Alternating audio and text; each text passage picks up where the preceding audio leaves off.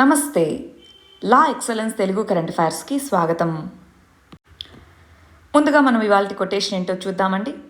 ఆ తర్వాత ఆర్టికల్స్లోకి వెళ్దాం. ఇగ్నోరింగ్ అంటే ఇగ్నోరెన్స్ కాదు. ఇగ్నోర్ చేయాలి అంటే దాని మీద మనం చాలా వర్క్ చేయాలి. ఇగ్నోరెన్స్ అంటే మనకేం తెలియదు, మనమేం పట్టించుకోం. ఇగ్నోరెన్స్ అంటే మనకు తెలుసు, అయినా మనకు అవసరం లేదు అని మనం పట్టించుకోం. ఆ రెండిటికి చాలా తేడా ఉంది. కానీ చాలామంది ఈ రెండింటికి కన్ఫ్యూజ్ అవుతూ ఉంటారు. మనకు పట్టించుకోవట్లేదు అంటే వాళ్ళకి తెలియదు అనుకుంటూ ఉంటారు. బట్ ఇగ్నోరింగ్ అనేది బెస్ట్ థింగ్ అండి. ఇగ్నోరెన్స్ ఉండకూడదు. ఇగ్నోరెన్స్ని పోగొట్టుకుంటూ రావాలి. ఇగ్నోరెన్స్ ఒక అంధకారం లాంటిది, దాని నుంచి బయటికి రావాలి. కానీ ఇగ్నోరింగ్ కెపాసిటీని పెంచుకోవాలి. తెలుసు కానీ నాకెందుకు, నా ఫోకస్ ఏంటి, ఎగ్జామ్ కదా. రైట్. చాలామంది స్టూడెంట్స్ ఈ మధ్య చెప్తున్న విషయం ఏంటి అంటే, ఈ కోవిడ్-19లో ఇంకా చాలా స్ట్రెస్ పెరిగిందండి, ఇంకెప్పుడు క్లియర్ చేస్తావు. మనమందరము అమ్మాయిలకి ఎక్కువ స్ట్రెస్ ఉంటుంది అని జనరల్గా బిలీవ్ చేసేది. ఫ్యామిలీ నుంచి ఇంకెన్ని రోజులు చదువుతావు, మ్యారేజ్ అది ఇదని. కానీ ఈ మధ్య కాలంలో స్టూడెంట్స్ అందరూ చెప్తున్న దీన్ని బట్టి చూస్తే అండి, అబ్బాయిలకే ఇంకా ఎక్కువ స్ట్రెస్ ఉంది అన్న విషయం నాకు కొద్దిగా క్లారిటీగా అర్థమవుతుంది. బట్ అందరూ, అమ్మాయిలైనా అబ్బాయిలు అందరూ కూడా ఇగ్నోరింగ్ కెపాసిటీని పెంచుకోవాలి. దేనికి ఇగ్నోరెన్స్? మనకి అనవసరమైన విషయాల మీద, మనకి డిస్ట్రాక్షన్స్ కలిగించే విషయాల మీద ఇగ్నోర్ చేయడం మొదలుపెట్టాలి. అది అంత సులువు కాదు. యాక్చువల్గా చెప్పడం చాలా ఈజీ, బట్ దాన్ని వదిలేయడం చాలా చాలా కష్టం అన్నమాట. బట్ స్లోలీ ట్రై చేయాలి. అది మంచిది అన్నప్పుడు ట్రై చేయడంలో తప్పేం లేదు కదా. ఇగ్నోర్, కానీ ఇగ్నోరెంట్గా ఉండకూడదు. ఇగ్నోరెన్స్ ఉండకూడదు. ఇగ్నోరింగ్ కెపాసిటీ తెలిసి కూడా నేను దీన్ని పట్టించుకోను, ఈ విషయాన్ని వదిలేస్తున్నాను మైండ్లోంచి అన్నది మనం తెలుసుకోవాలండి. అది ఎప్పుడు చేయగలుగుతాము అంటే, మనకు ఆ గోల్ వైపు కమిట్మెంట్ ఉన్నప్పుడు అది మనం చేయగలుగుతాం. ఆ కమిట్మెంట్, సో అది లేదు, ఖచ్చితంగా నేను ఇది సాధించాలి అన్న పట్టుదల, ఇవన్నీ ఉండగలగాలి. అప్పుడు ఇగ్నోర్ చేయడం అనేది మనకు అదొక కంపల్సరీ అవుతుంది. ఇగ్నోర్ చేయాల్సిందే, లేకపోతే మనం ఫోకస్ చేయలేం కదా. అట్లా.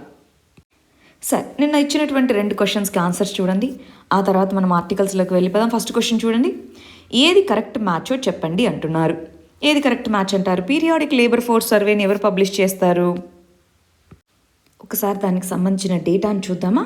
దానికి సంబంధించిన ఒక చిన్న ఇన్ఫర్మేషన్ చెప్తాను, ఆ తర్వాత మీరు ఆన్సర్ బాగా రాయొచ్చు. ఫస్ట్ చూడండి. మరి ministry of statistics programme implementation అది ఇచ్చేటటువంటి సర్వే ఎంప్లాయ్మెంట్ అన్ఎంప్లాయ్మెంట్ సర్వే, దాన్ని రీప్లేస్ చేసి దాని ప్లేస్లో పీరియాడిక్ లేబర్ ఫోర్స్ సర్వే తీసుకొని వచ్చారు. మినిస్ట్రీ ఆఫ్ లేబర్ బ్యూరో వచ్చేటప్పటికి యాన్యువల్ లేబర్ ఫోర్స్ సర్వే ఇస్తారు. మరి ఎంప్లాయ్మెంట్కి సంబంధించిన డేటా సెన్సస్లో కూడా ఉంటుంది. ఇలాగా ministry of statistics programme implementation, ministry of labour, ministry of home affairs, ఈ 3 దగ్గర నుంచి కూడా మనకి అన్ఎంప్లాయ్మెంట్ డేటా అవైలబుల్గా ఉంటుంది. ఇప్పుడు చూద్దామా మరి ఏది కరెక్టో ఏది కాదో? చూడండి. Periodic labour force survey ministry of labour కాదు కదా, ఎన్ఎస్ఓ.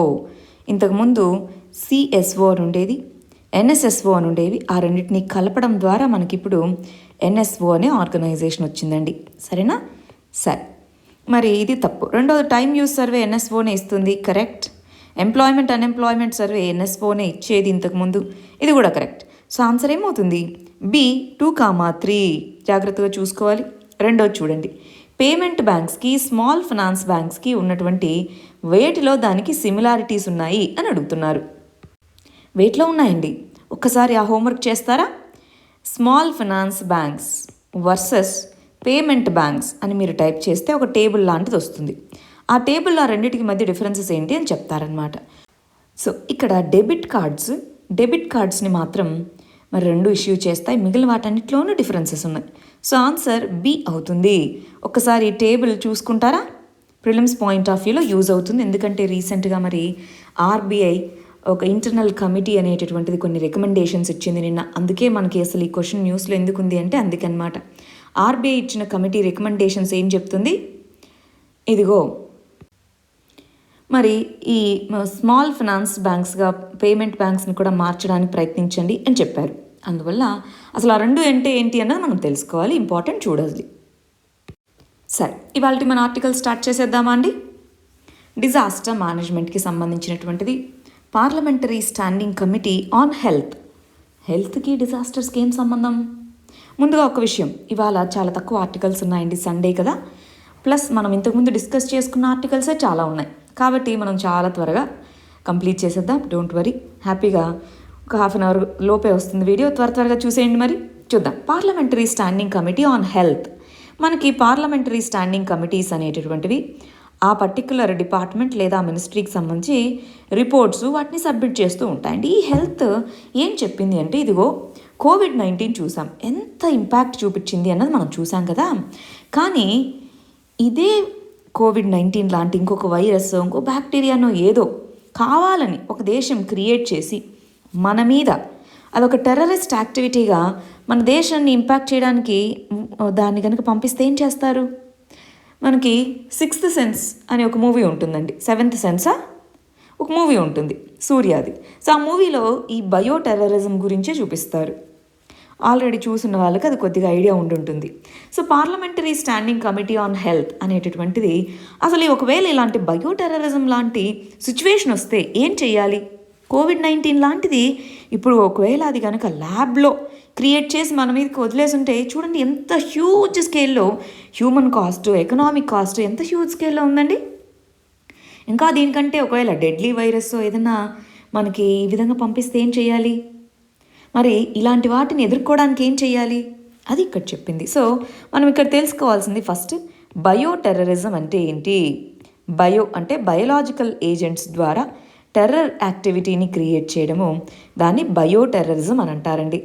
రెండవది, అసలు బయో టెర్రరిజం ఏ విధంగా మనల్ని ఇంపాక్ట్ చేస్తుంది, మరి అలాంటి సిచ్యువేషన్ని ఎదుర్కోవడానికి అటు రాకుండా ప్రివెన్షన్ తీసుకుంటాం, కానీ అన్నీ మనం చేయలేం కదా.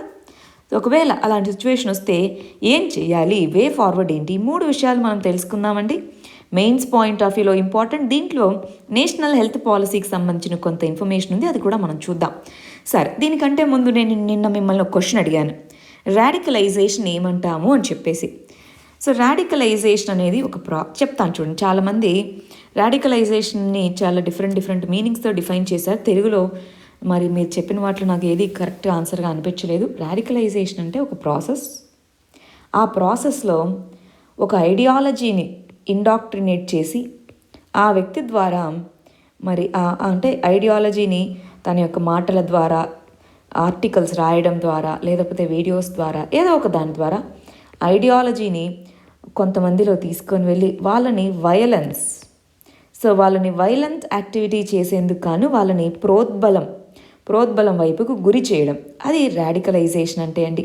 ఇంకొకసారి మళ్ళీ ఆలోచించి చూడండి. మీరు చెప్పిన వాటిలో ఈ డెఫినేషన్ ఫిట్ అవ్వలేదు, చూశాను, మీ కమెంట్స్ అన్నీ చదువుతూ ఉన్నాను. ఇంకొక విషయం ఏంటి అంటే, డౌట్స్ కావాలి, డౌట్ సెక్షన్ లాంటిది తీసుకోండి అని అడుగుతున్నారు. నేను ఒకసారి మేనేజ్మెంట్తో మాట్లాడి మరి దాని గురించి చెప్తానండి మీకు. రైట్, వాళ్ళు పర్మిషన్ ఇవ్వాలి కదా, అడిగి చెప్తాను. సరే, ఇక్కడికి వచ్చేసేయండి. మరి parliamentary standing committee on health, మరి పార్లమెంటరీ స్టాండింగ్ కమిటీ అనేటటువంటిది ఏ విధమైనటువంటి మరి మెజర్స్ తీసుకోవచ్చు అని చెప్పడం జరిగింది, లేదా ఏం తీసుకోవాలి ఇలాంటి వాటిని ఎదుర్కోవాలంటే అని చెప్పడం జరిగింది, అది మనం తెలుసుకుందాం. ముందుగా అసలు కోవిడ్-19 సిచ్యువేషన్ని అబ్జర్వ్ చేసి ఈ పార్లమెంటరీ ప్యానల్ ఆన్ హెల్త్ అనేది కొన్ని సజెషన్స్ ఇవ్వడం జరిగింది. వెరీ ఇంపార్టెంట్ అండి ఇది. ఒకవేళ మీరు కనుక మెయిన్స్ రాస్తున్న స్టూడెంట్స్ అయితే కోవిడ్-19 యొక్క ఇంపాక్ట్ ఏంటి, దాని వే ఫార్వర్డ్ ఏంటి, ఇలాగ మనకి ఎస్సే వచ్చే అవకాశం చాలా హై ఛాన్సెస్ ఉన్నాయి. ఎస్సే, మరి ఆ ఎస్సేలో కోవిడ్-19 ఇప్పుడున్నది, ఒకవేళ ఫ్యూచర్లో ఇలాంటిది ఒకవేళ బయోటెర్రరిజం కోసం వాడితే అన్న పాయింట్ మీద మీరు రాయాల్సి వచ్చినప్పుడు ఈ పార్లమెంటరీ స్టాండింగ్ కమిటీ యొక్క అబ్జర్వేషన్స్, సజెషన్స్ మీరు రాయొచ్చు. సో ఈ ఇమేజ్ ఏదైతే ఉందో దాని స్క్రీన్ షాట్ అయినా తీసి పెట్టుకోండి, లేదా ఒక చోట పాయింట్స్ రాసి పెట్టుకోండి. ఫస్ట్ చూద్దాం. గ్రోత్ రేట్ అన్నటువంటిది బాగా పడిపోయింది, ఎకనామిక్ గ్రోత్ రేట్ అనేటటువంటిది పడిపోవడం జరిగిందనమాట. మరి ఇక్కడ చూస్తే బెడ్ షార్టేజెస్, ఎంతమంది పేషెంట్స్ ఉన్నారు, వాళ్ళకి కావాల్సిన బెడ్స్ కానీ ఇన్ఫ్రాస్ట్రక్చర్ కానీ హాస్పిటల్స్లో షార్టేజ్ అనేటటువంటిది ఉంది. ఆక్సిజన్ సిలిండర్స్ వీటి అవైలబిలిటీ షార్టేజ్ అనేటటువంటిది ఉంది. టెస్టింగ్ ఫెసిలిటీస్ చాలా మంత్స్కి కానీ టెస్టింగ్ ఫెసిలిటీస్ని మనం చేసుకోలేకపోయామన్నమాట. టెస్టింగ్ ఫెసిలిటీస్లో ఇబ్బంది పడింది. మరి ఇలాంటి టైంలో ఏం చేయాలి అంటే ఇంపార్టెంట్ పాయింట్ అండి, నేషనల్ హెల్త్ పాలసీ. ఈ జాతీయ ఆరోగ్య విధానం 2017 అంటున్నాం. ఈ జాతీయ ఆరోగ్య విధానం దీనికి సంబంధించి ఒక ఇండియన్ హెల్త్ సర్వీస్ అనేది తీసుకొని రావాలి. ఈ ఇండియన్ హెల్త్ సర్వీస్ అనేది మనకి IAS, ఐపీఎస్ ఇలాంటివి ఎలాగ ఉంటాయో ఓన్లీ హెల్త్ కేర్కి ఇండియన్ హెల్త్ సర్వీస్ లాంటివి తీసుకొని వచ్చి ఓవరాల్గా కెపాసిటీ బిల్డింగ్, రీసోర్స్ మేనేజ్మెంట్ ఇవన్నీ చేసుకోగలగాలి. వీళ్ళు కోఆర్డినేట్ చేసుకునే విధంగా దేశవ్యాప్తంగా మరి చర్యలు తీసుకోవాలి. కానీ ఇక్కడ మీరు గమనించాల్సిన విషయం ఏంటి అంటే హెల్త్ అనేటటువంటిది స్టేట్ లిస్టా, సెంటర్ లిస్టా, కన్కరెంట్ లిస్టా? స్టేట్ లిస్ట్లో ఉంది కదా అండి. మరి ఇండియన్ హెల్త్ సర్వీస్ ఇలాంటివి తీసుకొని రావాలి అంటే హెల్త్ని మరి కన్కరెంట్ లిస్ట్లోకి మార్చాలా వద్దా? చాలా కమిటీస్ ఇంక్లూడింగ్ నీతి ఆయోగ్ కూడా హెల్త్ని కన్కరెంట్ లిస్ట్లోకి తీసుకొని రండి. అటు సెంటర్ స్టేటు ఇద్దరూ కూడా దాని మీద ఫండ్స్ స్పెండ్ చేయొచ్చు, ఇన్స్టిట్యూషన్స్ తీసుకొని వస్తారు. ఓన్లీ స్టేట్స్ అంటే వాటికి సరిపోయినటువంటి కెపాసిటీస్ ఉండకపోవచ్చు. అది ఫైనల్ రికమెండేషన్ అనమాట. అర్థమవుతుందా అండి ఏమవుతుంది ఏంటి? ఈ ఒక్క ఇన్ఫోగ్రఫిక్ కనుక మీ దగ్గర పెట్టుకోగలిగితే ఆన్సర్ బెటర్గా రాయగలం అనమాట. నెక్స్ట్ ఆర్టికల్ పాలిటిక్స్ సంబంధించింది. చాలా ఫ్రీక్వెంట్గా మనం చూస్తున్నటువంటిదే అండి. మెర్సీ పిటిషన్స్కి సంబంధించినటువంటి ఆర్టికల్. మనకి mercy petitions article 72 president of India mercy petitions ఇవ్వడం. Article 161 governor of the state mercy petitions. Mercy petition అంటే ఏంటండి? మరి క్షమాభిక్ష అంటాం తెలుగులో. అది ఇవ్వడం. మనకి ఈ కేసు గురించి మనం చదువుకున్నాం. రాజీవ్ గాంధీ అసాసినేషన్ కేసులో చాలామందిని అరెస్ట్ చేస్తున్నారు. వాళ్ళకి డెత్ పెనాల్టీ విధించున్నారు. మరి వాళ్ళలో కొంతమంది మేమేం చేయలేదు అన్నారు. దానికి సంబంధించిన బ్యాక్గ్రౌండ్ అంతా మనం చదువుకున్నాం. ఒకసారి మీరు మనలా ఎక్స్ ఛానల్లో థంబ్నెయిల్స్ చూస్తూ ఉన్నా కూడా మీకు కనిపిస్తుంది. రీసెంట్గా కూడా మనం చదివాం కాబట్టి ఒక్కసారి చూసుకోవాలండి. ఇక్కడ ఒక ఇంపార్టెంట్ విషయం ఏంటి అంటే 1991లో రాజీవ్ గాంధీ గారి యొక్క హత్య జరిగింది. కొన్నిసార్లు ఏమవుతూ ఉంటుందంటే అండి, ఫర్ ఎగ్జాంపుల్ 1989 అని రాసిందనుకోండి, ఇక్కడ నేను స్లైడ్లో రాసి పెట్టుకుంటే అది నేను మైండ్లో నాకు 1989 అని తిరుగుతూ ఉంటుంది. నేను దాన్ని తెలుగులో చెప్పాలని కొన్నిసార్లు ప్రయత్నిస్తూ ఉన్నప్పుడు 1988 అలా చెప్తూ ఉంటాను. సో మీరు స్క్రీన్ మీద రాసిన దాన్ని కరెక్ట్గా మీరు తీసుకోవాలండి, సరేనా? ఒకవేళ డౌట్ ఉంటే మళ్ళీ క్రాస్ వెరిఫై చేసుకోండి. మైండ్లో ఏమో అది ఇంగ్లీష్లో తిరుగుతూ ఉండడం వల్ల తెలుగులో చెప్తూ ఆ ఫాస్ట్లో చెప్తూ ఉంటాను కదా, అప్పుడు కొన్నిసార్లు ప్రొనౌన్స్ చేసేటప్పుడు కొద్దిగా తప్పు వస్తుంది. అంతే తప్ప ఫ్యాక్చువల్ ఎర్రర్స్ ఏమీ కాదు. స్క్రీన్ మీద మీకు కనిపిస్తూ ఉన్నది దాన్ని తీసుకోండి. 1991లో రాజీవ్ గాంధీ గారి అసాసినేషన్ జరిగిందండి. మరి ఆ తర్వాత ఒక కమిటీని వేశారనమాట. ఆ కమిటీ దేనికోసం వేశారు అంటే అసలు ఏంటి లార్జర్ కాన్స్పిరసీ ఏంటి, ఎందుకు చంపారు? ఇది బాంబ్ బ్లాస్ట్లా అని చంపారు కదా అండి. సో అసలు ఎందుకు దీని వెనకాల ఉన్నటువంటి లార్జర్ కాన్స్పిరసీ ఏంటి? కొంతమంది ఏమో ఇంటర్నేషనల్ ఫోర్సెస్ ఉన్నాయి, కొంతమంది ఏమో నేషనల్ లెవెల్లోనే మన లీడర్స్ ఇన్వాల్వ్ అయి ఉన్నారు. ఇలాంటి అలిగేషన్స్ రావడంతో ఒక కమిటీని వేశారు. మల్టీ డిసిప్లినరీ మానిటరింగ్ ఏజెన్సీ అని చెప్పేసి MDMA అంటాము. ఈ మల్టీ డిసిప్లినరీ మానిటరీ ఏజెన్సీ అనేటటువంటిది ఇంకా తన యొక్క ప్రోబ్ని కంప్లీట్ చేయలేదు. చూడండి, MDMA అనేది ఇంకా తను ఏదైతే ప్రోబ్ చేస్తుందో అది ఇంకా కంప్లీట్ చేయలేదు. మరి అప్పుడు కొంతమందిని అరెస్ట్ చేస్తున్న వాళ్ళలో ఒక వ్యక్తి ఇక్కడ చూడండి, పెరియారివలన్ అనే వ్యక్తిని 19 సంవత్సరాలు అతనికి వయసు ఉన్నప్పుడు అరెస్ట్ చేశారు. ఇప్పుడు అతనికి సుమారుగా 40 ఏళ్ళు వచ్చాయి. అతనేమో నాదేమీ తప్పులేదు అని వాదిస్తూ ఉన్నా సరే అతను జైల్లో అలానే ఉన్నాడు. CBI ఇప్పుడు ఏం చెప్పింది అంటే, ఇదిగో గవర్నర్ తన యొక్క పవర్స్ ఆర్టికల్ 161ని ఉపయోగించుకొని పార్డన్ అంటే క్షమాభిక్ష పెట్టాలి అనుకుంటే పెట్టుకోవచ్చు. ఎందుకంటే అతనితో ఇంకా మేము ఏదైతే ఇన్వెస్టిగేషన్ చేయాలో దీనికి హెడ్గా CBI ఆఫీసర్సే ఉన్నారు. మరి ఏదైతే ఇన్వెస్టిగేషన్ చేయాలో అది అయిపోయింది అని చెప్పారు. చాలా పొలిటికల్లీ కాంట్రవర్సీ అయిందండి. సో అతని యొక్క వాదన ఏంటి? సో నాకు తెలియదండి, వాళ్ళు బ్యాటరీస్ ఏవో అడిగారు, అసలు వాళ్ళు అది చేస్తున్నారని నాకు తెలీదు, నేను ఇచ్చాను. సో కానీ అంతేగాని నాకు డైరెక్ట్గా ఇలా చేస్తున్నాం కానీ నాకు ఏ విధమైన అవేర్నెస్ లేదు అని చెప్తూ ఉన్నారు. సో వాళ్ళ మదర్ ఆయన కోసం చాలా సంవత్సరాలుగా ఫైట్ చేస్తూ ఉన్నారు మెర్సీ పిటిషన్ అని. ఇన్ని రోజులు సెంట్రల్ గవర్నమెంట్ అలో చేయలేదు, అదేంటి లేదు అని చెప్పేసి.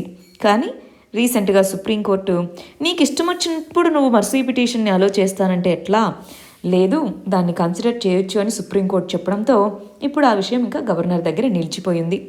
మరి గవర్నర్ ఎవరైతే ఇన్వెస్టిగేట్ చేస్తున్నారో వాళ్ళని అడిగారు, ఇంక మేము దీని ప్రొసీడింగ్స్కి వెళ్ళొచ్చా అని. ఎస్ అండి వెళ్ళొచ్చు, ఇన్వెస్టిగేషన్కి సంబంధించి ఇంకా ఫర్దర్గా చేయాల్సిన దాంట్లో ఇంకేమీ లేదు అని. సుప్రీంకోర్టు ఏమో ఇంకెన్ని సంవత్సరాలు చేస్తారండి ఇన్వెస్టిగేషన్, ఆయన చనిపోయింది 1991లో, ఇప్పుడంతా 2020 అంటే ఆల్మోస్ట్ 30 సంవత్సరాలు అవుతుంటే ఇంకా ఇన్వెస్టిగేషన్ అంటారేంటి అని కొద్దిగా సుప్రీంకోర్టు కూడా మండిపడడం జరిగిందనమాట.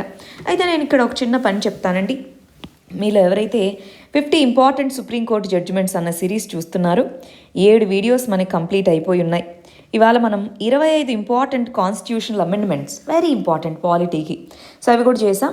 ఒకవేళ అవి చూస్తున్న వాళ్ళు ఉంటే ఈ మర్సీ పిటిషన్కి సంబంధించి 3 జడ్జిమెంట్స్ నేను చెప్పానండి. 3 సుప్రీంకోర్టు జడ్జిమెంట్స్ గురించి ఆ వీడియోస్లో మనం చూసాం.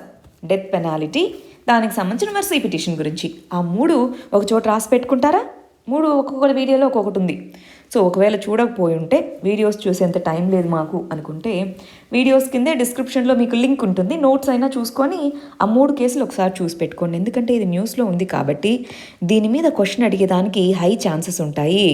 రైట్, నేను ఇప్పుడు ఇవాళ దాని మీదే మెయిన్స్ క్వశ్చన్ ఇస్తున్నాను, అందుకని చెప్తున్నాను. ఆ 3 కేసులు మీకు గుర్తుంటే మెయిన్స్ క్వశ్చన్లో బాగా రాస్తారు మీరు. నెక్స్ట్ ఆర్టికల్ చూడాలి. గవర్నాన్స్లో పాలసీ, వివిధ గవర్నమెంట్ యొక్క పాలసీస్, దాంట్లో హెల్త్ సెక్టార్కి సంబంధించిన పాలసీ. రీసెంట్గా ఏం డెసిషన్ తీసుకోవడం జరిగింది? Central council of Indian medicine, CCIM అంటున్నారనమాట.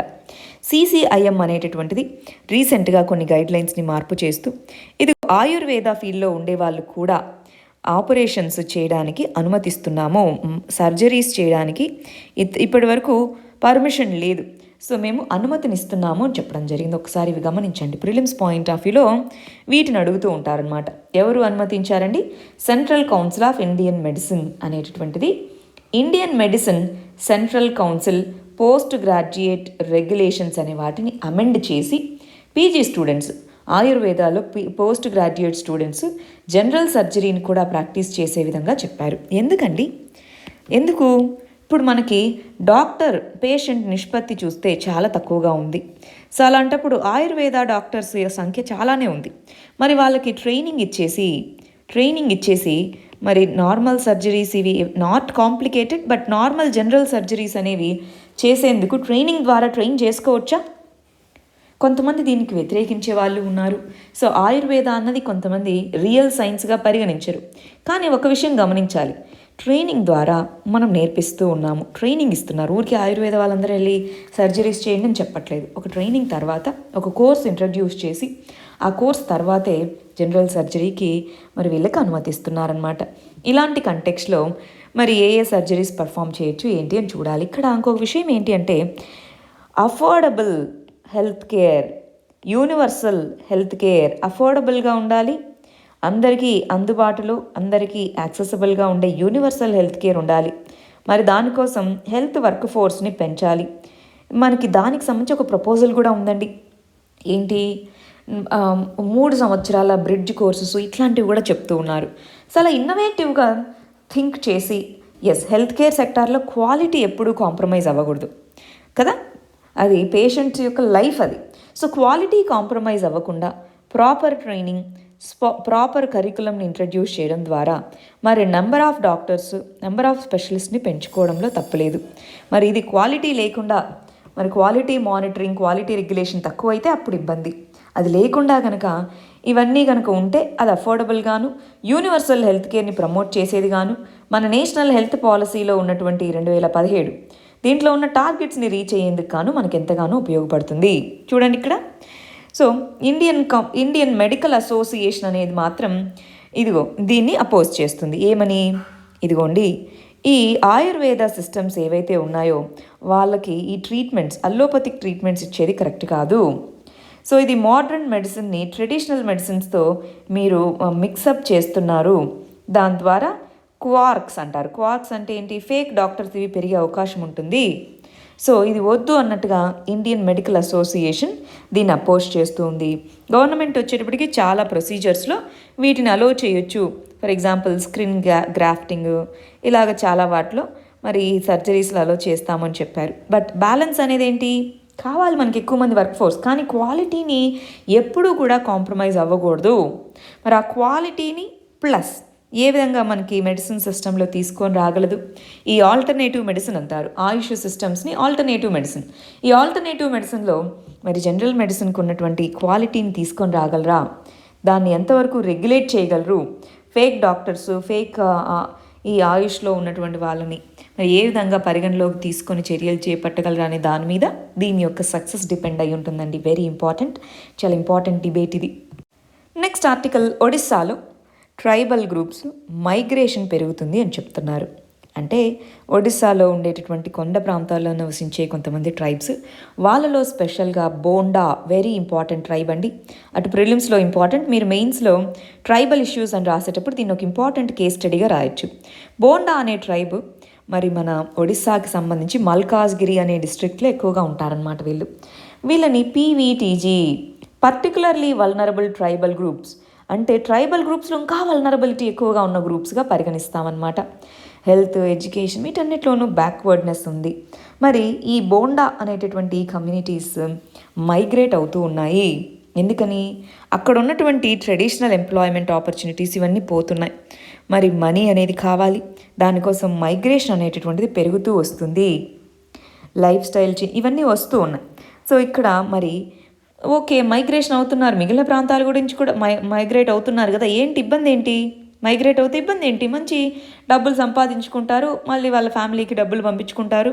చాలామంది చేస్తున్నదే కదా మైగ్రేషన్, ఇప్పుడు ఏంటి కొత్తది ఏంటి అని మీరు అడిగితే ఆన్సర్ వచ్చేటప్పటికి కొంతమంది కాంట్రాక్టర్స్, ఇక్కడ వీళ్ళు వెళ్తుంది ఫెసిలిటీస్ కోసం కాదండి, డిస్ట్రెస్, వాళ్ళున్న పరిస్థితుల్లో అక్కడ జీవనాధారం దొరకక మైగ్రేషన్, దాన్నే డిస్ట్రెస్ మైగ్రేషన్ అంటారు. మైగ్రేషన్ 2 రకాలు ఉంటుందండి. ఒకటి సంతోషంగా, ఓకే అక్కడికి వెళ్తే మంచి ఎంప్లాయ్మెంట్ ఆపర్చునిటీస్ ఉంటాయి, నాకు ఇంకా ఎక్కువ శాలరీ పెరుగుతుంది, దాన్ని పుల్ బేస్డ్ మైగ్రేషన్ అంటారు. పుష్ బేస్డ్ మైగ్రేషన్, అక్కడ ఎటువంటి జీవనాధారం లేక అగ్రికల్చర్ ఫెయిల్ అయిపోయి ట్రెడిషనల్ ఎంప్లాయ్మెంట్ అంతా పోయి ఇంకా ఏ బ్రతుకు తెరువు దొరకక వెళ్ళేది పుష్ బేస్డ్ ఎంప్లాయ్మెంట్, దాన్ని డిస్ట్రెస్ మైగ్రేషన్ అంటారు. అది పెరుగుతుంది. అలాగైనా సరే వాళ్ళు వాలంటరీగా వెళ్తున్నారా? కొంతమంది కాంట్రాక్టర్స్ తీసుకెళ్ళి ముందుగా ఇంత డబ్బులని ఇంటి దగ్గర ఇచ్చేసి వాళ్ళని కాంట్రాక్ట్ మీద తీసుకెళ్ళి వాళ్ళకి కావాల్సిన రోజులు పని చేయించుకొని ఆ కాంట్రాక్ట్ ఏజెంట్స్ వీళ్ళని ఎక్స్ప్లాయిట్ చేస్తున్నారు. మరి ఇలాంటి టైంలో ఏ విధంగా మరి చర్యలు తీసుకోవాలి? చిల్డ్రన్స్ స్కూల్కి వెళ్లకుండా మానేస్తున్నారు, డ్రాప్ అవుట్స్ పెరుగుతూ ఉన్నాయి మైగ్రేషన్ వీటి వల్ల. ఇలా ఎన్నో ప్రాబ్లమ్స్ ఉన్నప్పుడు ఏం చర్యలు చేపట్టాలి? ఒకవేళ ఇదే మీకు కేస్ స్టడీగా ఇచ్చారనుకుందాం, ఎథిక్స్లో ఇది ఒక కేస్ స్టడీగా ఇచ్చారనుకుందాం.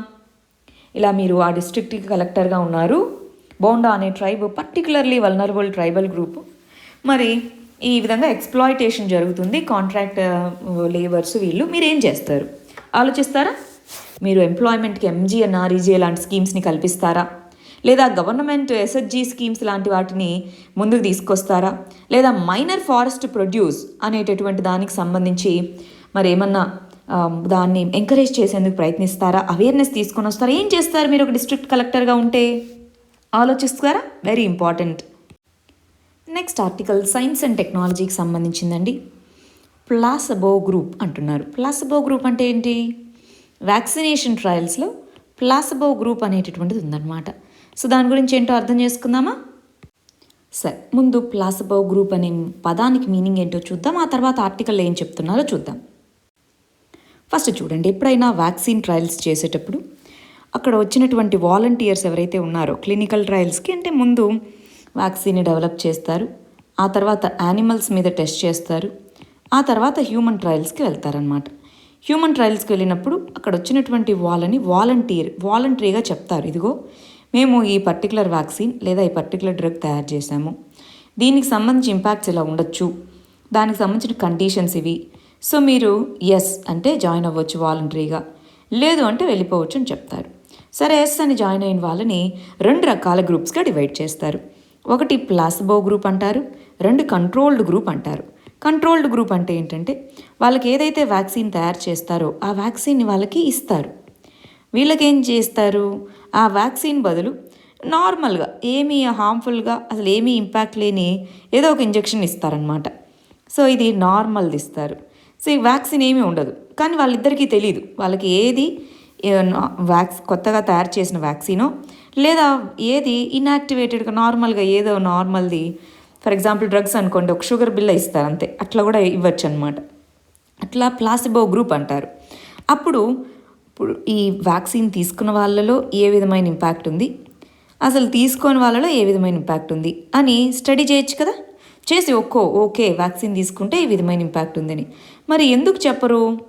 వాళ్ళకి వ్యాక్సిన్ ఎలాగిస్తున్నామనే కదా వాళ్ళని క్లినికల్ ట్రయల్స్కి పిలిచింది, ఎందుకు చెప్పదు అంటే వాళ్ళకి చెప్తారు సగం మందికే వ్యాక్సిన్ ఇస్తున్నాం, ఇంకొక సగం మందికి ఇవ్వట్లేదని ముందు చెప్తారు, కానీ ఎవరికి ఇస్తున్నామో ఎవరికి ఇవ్వమని చెప్పరు. సో అందరూ మాకు ఇచ్చారో లేదో అన్నది ఎవరికీ తెలియదు. ఈ ట్రయల్స్లో పార్టిసిపేట్ చేసే వీళ్ళెవరికీ తెలియదు. సో దాంతో ఇంపాక్ట్స్ ఎలా ఉంటాయి, నాకు వ్యాక్సిన్ ఇచ్చారు అన్న ఫీలింగ్ లేకుండా ఇచ్చారో లేదో తెలియదు, ఇవ్వలేదేమో అనుకోవచ్చు, ఇచ్చారేమో అనుకోవచ్చు, ఇద్దరు 2 రకాల గ్రూప్స్ వాళ్ళు అనుకోవచ్చు. సో దాంతో ఎఫెక్టివ్నెస్ తెలుస్తుంది వ్యాక్సిన్ది అనేది ఇక్కడ పాయింట్ అనమాట. ఈ కంటెక్స్లో ఆర్టికల్లో ఏం చెప్తున్నారంటే ప్లాసబో గ్రూప్లో ఉండే వాళ్ళకి ఎందుకు చాయిస్ ఇవ్వకూడదు, వాళ్ళకు కూడా కోవిడ్ వ్యాక్సిన్ అనేది ఇవ్వచ్చు కదా, ఒకవేళ వాళ్ళు మాకు ఇవ్వండి అని అడిగితే. సో అది ఎంతవరకు ఎథికల్, అది ఎలాగో ఎఫెక్టివ్ అని చెప్తుంది కదా చాలా కంపెనీస్ ఇప్పుడు. సో వాళ్ళకి ఎందుకు వ్యాక్సిన్ ఇవ్వకూడదు, అది ఇక్కడ చెప్తున్నటువంటి విషయం అనమాట. ప్లస్ ఈ టర్మ్స్ తెలిస్తే సరిపోతుందండి. ప్లాసిబో గ్రూప్ అంటే ఏంటి, కంట్రోల్డ్ గ్రూప్ అంటే ఏంటి, ఎందుకు అది ఇంపార్టెంట్, అది మనం తెలుసుకోవాలి. నెక్స్ట్ ఆర్టికల్ స్టబుల్ బర్నింగ్కి సంబంధించినటువంటిది. ఎన్విరాన్మెంట్కి సంబంధించి మనకి పంజాబ్, హర్యానా, యూపీ ప్రాంతాల్లో స్టబుల్ బర్నింగ్ అన్నది చాలా ఒక ఇంపార్టెంట్ ప్రాబ్లంగా ఉంది. మరి దానికోసం ఏం చేయాలి, ఈ ఆర్టికల్లో చెప్పింది అయితే అది మనకు స్టబుల్ బర్నింగ్ అంటే ఏం లేదండి, ఇలా రైస్ ఇవంతా వేసి ఉంటారు కదా, సో ఇక్కడ వరకు కట్ చేస్తారు, మెషిన్స్ కట్ చేస్తాయి, ఈ మిగిలింది ఉంటుంది కదా దాన్ని మామూలుగా కట్ చేయకుండా దాన్ని మంట పెట్టేస్తూ ఉంటారు. దాని బదులు ఇదంతా కనుక కట్ చేసి దానికి ఆల్టర్నేటివ్స్గా వాడుకోవచ్చు. ఒకటి బయోఫ్యూయల్ అని ఉంటుంది, ఆ బయోఫ్యూయల్గా దీన్ని వాడుకోవచ్చు. రెండోది అదే ఈ స్టబుల్ని ఆర్గానిక్ మాన్యూర్గా వాడుకోవచ్చు. ఇలా ఎన్నో రకాలుగా దీన్ని ఉంది. రీసెంట్గా మరి డిఫరెంట్ స్టడీస్ అనేది చేపట్టడం జరిగింది. వాటిలో దీన్ని డీకంపోజ్ ఎందుకు చేయకూడదు, డీకంపోజ్ చేసి ఆర్గానిక్ మాన్యూర్గా వాడుకోవచ్చు కదా. ఈ మెథడ్ ఎస్పెషల్లీ ఆర్గానిక్ ఫార్మింగ్ అనేటటువంటి దాన్ని ప్రమోట్ చేయాలి అని గవర్నమెంట్ చెప్తూ ఉంది కదా అండి. కెమికల్ ఫార్మింగ్ ప్లేస్లో ఆర్గానిక్ ఫార్మింగ్. సో ఫార్మర్స్ని మీరే ఆ గడ్డిని కోసి మరి ఆర్గానిక్ ఫార్మింగ్ మెథడ్స్లో దాన్ని ఉపయోగించండి. గవర్నమెంట్ నుంచి మీకు ఇంత ఇన్సెంటివ్ వస్తుందో ఏదో అని చెప్పగలిగితే ఫార్మర్స్ దాన్ని కాల్చివేయడం బదులు దాన్ని యూజ్ చేస్తారు కదా. సో అలాంటి మెథడ్స్ ఏమన్నా వాడుకోవాలి, అది ఇక్కడ చెప్తున్నటువంటిది. నెక్స్ట్ ఆర్టికల్ ఆర్సీఈపీకి సంబంధించిందండి. ఇండియా ఎందుకు ఆర్సీఈపీ డీల్ బయటే ఉంది అని. సో మనము చదువుకున్నాం కదా ఎందుకు ఇండియా ఆర్సీఈపీ బయటే ఉంది, దానికి సంబంధించిన ఇంపాక్ట్స్ ఏంటి. మీరు ఇవాళ ఆన్సర్ కూడా రాసున్నారు నిన్న ఇచ్చిన క్వశ్చన్కి. సో అవన్నీ కూడా నేను ఇప్పుడు ఎవాల్యుయేట్ చేస్తాను, ఒకసారి చూద్దాం. బట్ దీని మీద మనం ఒక స్పెషల్ వీడియో చేసాం ఆర్సీఈపీ మీద, ఒకవేళ ఎవరన్నా చూడని వాళ్ళు ఉంటే చూడండి. Next host of vaccines to fight COVID-19, different types of vaccines అనేటటువంటివి తయారు చేస్తున్నారు అని. దీనికోసం కూడా మనము వ్యాక్సిన్ టైప్స్ అన్నది చదువుకున్నామా లేదా అండి. వ్యాక్సిన్ టైప్స్ అని చదువుకున్నాము, అసలు వ్యాక్సినేషన్ యొక్క ఫేజెస్ ఏంటి, ఎలాగా వ్యాక్సినేషన్ అనేది జరుగుతుంది, దానికి సంబంధించిన ఇన్ఫో అంతా చదువుకున్నాము. స్పెషల్ వీడియో దీని మీద కూడా ఉంది, అది కూడా చూసుకుంటారా. సో ఇవాళ వచ్చిన ఆర్టికల్స్ అన్నీ స్పెషల్ వీడియోస్లో కవర్ అయినాయి 2, అవి చూసుకోండి. సరే, మరి నిన్న ఇచ్చిన మెయిన్స్ క్వశ్చన్కి మన వాళ్ళు ఎలా ఆన్సర్ రాసారో చూద్దాం. ఇండియా ఆర్సీఈపీలో జాయిన్ అవ్వను అని అనుకుంది, అది మన నేషనల్ పబ్లిక్ ఇంట్రెస్ట్లోనే ఉంది, మన యొక్క ప్రజల కోసమే ఆ విధంగా తీసుకోవడం జరిగింది అన్నారు. మరి దానికి సంబంధించి సరే చూద్దాం ఎలా రాశారు మన వాళ్ళు. ఇదిగో రీసెంట్గా ఆర్సీఈపీ మరి ఎందుకు భాగం కాలేదు అని రాశారు. మరి ఇండియా చేరడం వల్ల ప్రయోజనాలు ఏంటి అని చేరకపోవడం వల్ల వచ్చేటటువంటి నష్టాలు ఏంటి అనుకున్నారనమాట. అయితే నేషనల్ ఇంట్రెస్ట్గా ఉందా లేదా అన్నది మీరు రాయాలండి కంక్లూజన్లో. ఎస్ ఇది నేషనల్ ఇంట్రెస్టా కాదా, లేదు కాదు అంటే ఏంటి, ఎందుకు కాదు, అవునంటే ఎందుకు అవును, ఇలాంటిది కంక్లూజన్లో కొద్దిగా బెటర్గా రాయాలి, దీన్ని ఇంకా బెటర్గా రాయొచ్చు. ఆర్సీఈపీ అంటే ఏంటి, ఆర్సీఈపీ అనేటటువంటిది అసలు ఎందుకు ఇండియా దీంట్లో జాయిన్ అవ్వలేదు, కానీ ఇండియాకి కొన్ని ఇష్యూస్ ఉన్నాయి, సో ఏం చెయ్యాలి అని రాశారు. ఎస్ ఇది ఇండియా నేషనల్ ఇంట్రెస్టే కానీ ఏం చెయ్యాలి అని రాశారు. గుడ్. కంక్లూజన్లో బెటర్గా ఏమేం చేయాలి అన్నట్టుగా రాసుకున్నారు. ఓకే, నెక్స్ట్ ఇక్కడ చూడండి. సో రీసెంట్గా ఈ గ్రూప్ ఫామ్ అయింది, ఎందుకు మనం దాంట్లో జాయిన్ అవ్వలేదు, మరి ఏమేమి దాంట్లో ప్రయోజనాలు ఏంటి, సో అందువల్ల ఈ ప్రయోజనాలన్నీ ఉన్నాయి కాబట్టే మనం దీంట్లో జాయిన్ అవ్వలేదు, సో ఇది ఇంపార్టెంట్ అందుకని నేషనల్ ఇంట్రెస్ట్ అని రాశారు. గుడ్ అండి. కానీ ఒక పాయింట్, దీనివల్ల కొంత నష్టాలు ఉన్నప్పటికీ కూడా లార్జర్ ఇంట్రెస్ట్ ఇదే కాబట్టి అన్న పాయింట్ని మీరు హైలైట్ చేస్తే ఇంకా బాగుంటుందండి.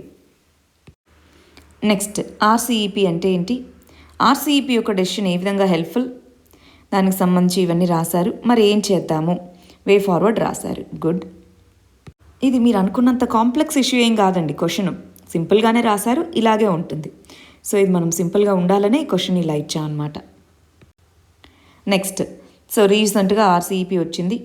ఆర్సీఈపీ కింద మరి ఎవరెవరు ఉన్నారు, దాని యొక్క ఉద్దేశం ఏంటి, మరి మనకేం సమస్యలు ఉన్నాయి, ఇదంతా ఇంట్రొడక్షన్ అండి. ఇదంతా కూడా మనకి డైరెక్ట్ క్వశ్చన్కి దాన్ని 30 words కంటే ఎక్కువ రాయకూడదు. సో తగ్గించాలి, ఇంట్రొడక్షన్ని తగ్గించి ఇక్కడ నుంచి రాయాలి. ఇదిగో ఈ ప్రాబ్లమ్స్ ఉన్నాయి కాబట్టి మన దేశం యొక్క ఇంట్రెస్ట్లను దృష్టిలో పెట్టుకొని మనం దీంట్లో జాయిన్ అవ్వలేదు, అలా మీరు రాయగలగాలి. సరేనా? నెక్స్ట్, ఆర్సీఈపీ ఏంటి, ఎందుకు ఉపహరించుకున్నాము, మరి కారణాలు ఏంటి అని రాశారు. దీన్ని షార్ట్గా రాయండి ఈ సెకండ్ పార్ట్ని. ప్లస్ వర్డ్ లిమిట్ కొద్దిగా ఎక్కువైంది, వర్డ్ లిమిట్ బాగా తగ్గించాలి. నెక్స్ట్, ఆర్సీఈపీ అంటే ఏంటి, దాంట్లో ఉన్న ముఖ్యమైన అంశాలు ఏంటి, ఇది అక్కర్లేదు, అడగరాలేదు కదా, ఇది అక్కర్లేదు. సో ఏమేం ప్రభావాలు ఉంటాయి, అందుకనే మనం దీంట్లో మెంబర్గా లేము. సో అందువల్ల ఈ విధమైనటువంటి వాటి మీద చర్యలు చేపట్టాలి. గుడ్. బట్ ఇది ఏది రిలవెంట్ ఏది కాదు అని కొద్దిగా చూసుకొని రాయాలి. సరే, అవి మన వాళ్ళు రాసిన ఆన్సర్స్. ఇవాళ మన మెయిన్స్ క్వశ్చన్ ఇదండి. ఒకసారి దీనికి ఆన్సర్ రాయడానికి ప్రయత్నించండి. ఇవి ఇవాళ మన ప్రిలిమ్స్ క్వశ్చన్స్. వీటికి ఆన్సర్స్ కమెంట్ సెక్షన్లో ఇవ్వండి. రేపు మనం వీటికి కరెక్ట్ ఆన్సర్స్ ఏంటో చూద్దాం. All the very best. Thank you very much.